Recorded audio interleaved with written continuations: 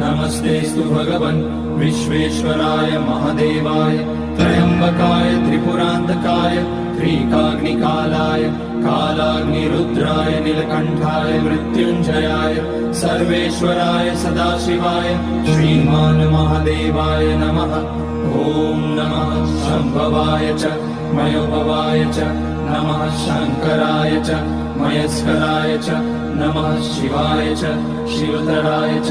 ॐ त्र्यम्बकं यजामहे सुगन्धिं पुष्टिवर्धनम् उर्वारुकमिव बन्धनान् मृत्योर्मुक्ष्यमामृतात्।